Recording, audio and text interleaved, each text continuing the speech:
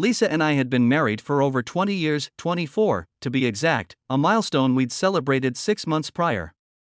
Our 21-year-old daughter, recently married herself, had gifted us a new television, a present even our 17-year-old son, Mark, contributed to with his online earnings. While we weren't wealthy, we were comfortable.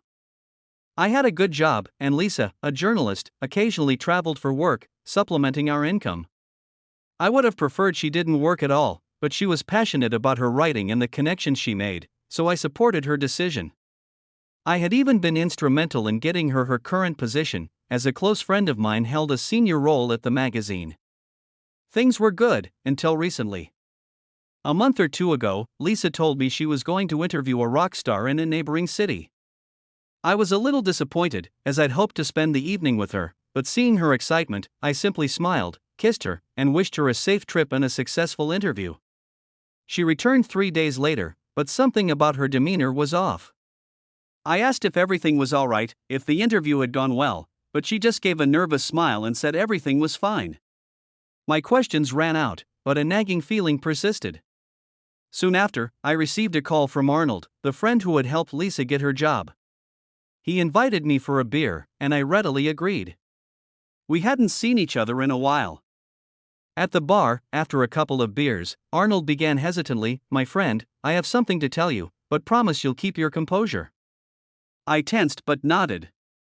Arnold then told me something I couldn't have imagined in my worst nightmares. During her recent trip, Lisa had been unfaithful, getting drunk during the interview with the rock star. Arnold explained he'd heard about it from the band's tour manager, who had called him furious and told him never to send that journalist again. Arnold had tried to defend her, but the tour manager had sent him a video from the dressing room.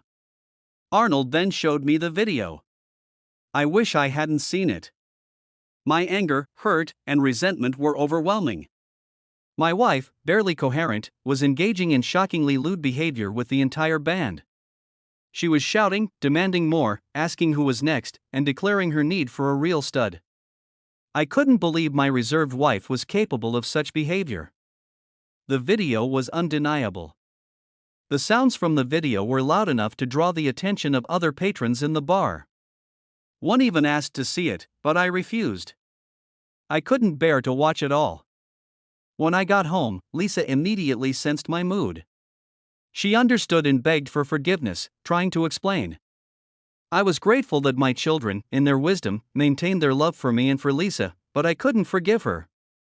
The image from the video haunted me. I knew I could never share a bed with her again.